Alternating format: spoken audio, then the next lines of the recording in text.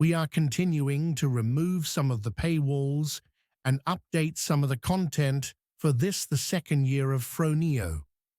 Please enjoy this post, originally published here a year ago, and share it with your friends and relations on whether Christianity is rocket science.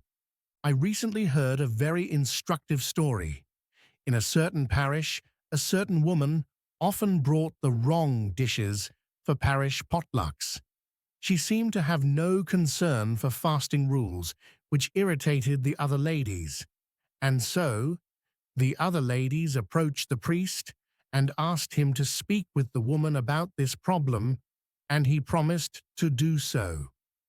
When the priest gently inquired of the woman why she brought non-fasting dishes during fasting times, the woman answered that she was so thoroughly confused by all the fasting rules. When to have oil, when not to have oil, which saint is great enough for fish, and which is not so great. It was all so confusing that she decided to simply not eat at all for the first week of every month, and then to eat whatever foods God sent to her the rest of the time. Upon hearing this, the priest was humbled and blessed the woman to continue her practice. To be sure, I do not believe the story is true in the same way that a historical event is true, but it is true in the sense that it perfectly describes how many people feel, including myself. It is certainly much easier not to eat at all for a week than to be bogged down with the various rules about the various foodstuffs that have to be aligned with the ever-changing liturgical celebrations of varying degrees, as well as with living in northern latitudes as opposed to the Mediterranean. All of this complexity may sometimes feel like rocket science, and this is just the fasting aspect of the practice. Can Christianity be likened to rocket science or brain surgery?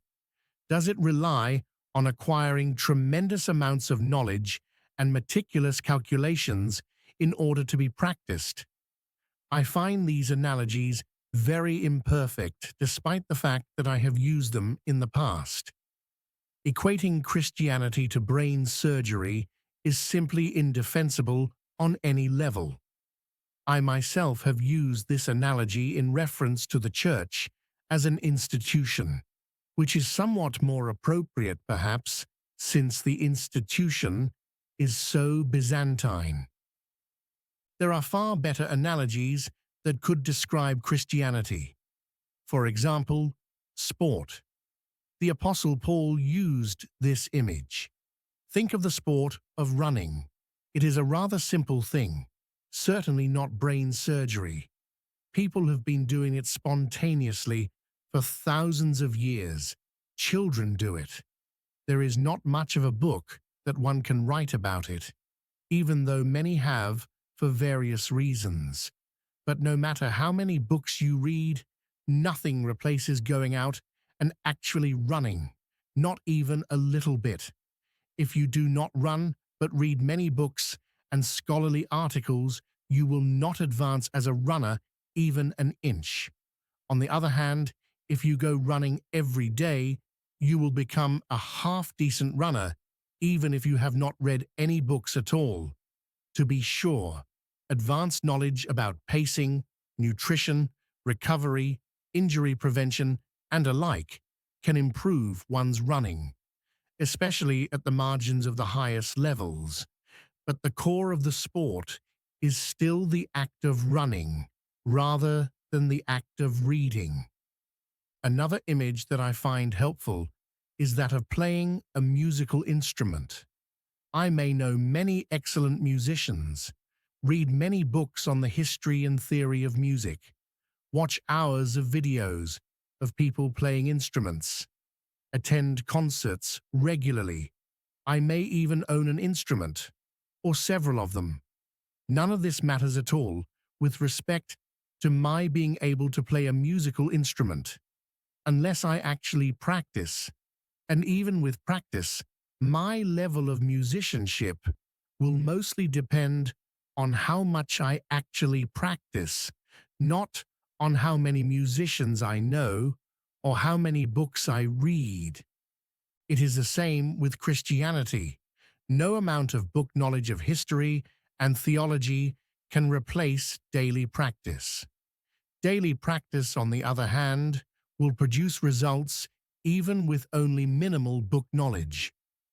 While rightly honoring the pillars of the Church, the learned saints who revealed to us the subtleties of the teaching, the Christian tradition also contains beautiful stories of sanctity in the simplicity of faith.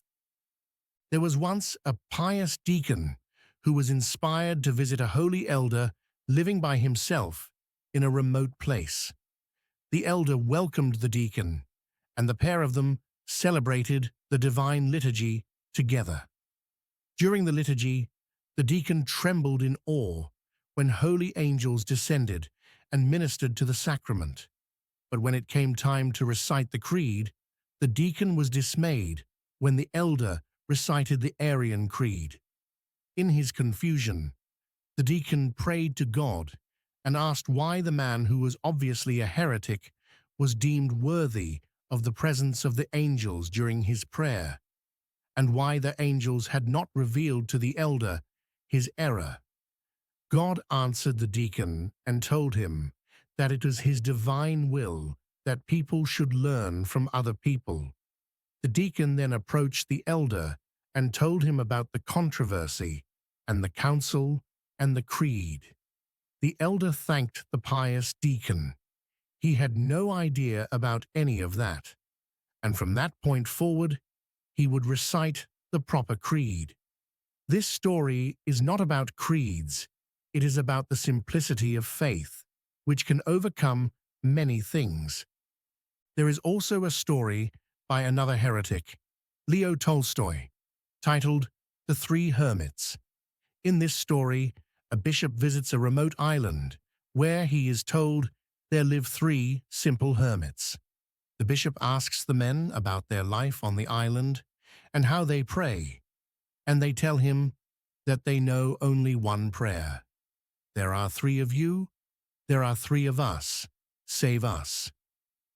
The bishop then, seeing their complete ignorance, teaches the hermits the Lord's Prayer and instructs them that they should recite it. Satisfied with his pastoral accomplishment, the bishop continues on his voyage, but being still within sight of the island, he suddenly sees the three men running on water after the boat. Having caught up to the boat and standing on water as if it were dry land, the three simpletons begged the bishop to repeat the lesson, because they already forgot the words of the prayer. The astonished bishop tells the hermits to forget the lesson and to just continue to live and to pray the way they have been. Again, this story is not about proper prayer or about lessons, but about the simplicity of faith, which can overcome many things. And now, the small treasure chest of stories about simplicity has one more little gem added to it. The story about the woman who was so confused by the fasting rules that it was simpler for her to just not eat at all for the first week of every month. The Lord preserves the simple. Psalm 116, verse 6. If your friends and relations are confused about fasting rules, please share Phroneo with them. And please consider becoming a paying subscriber. It is simply $5 per month, not a rocket science. Thank you.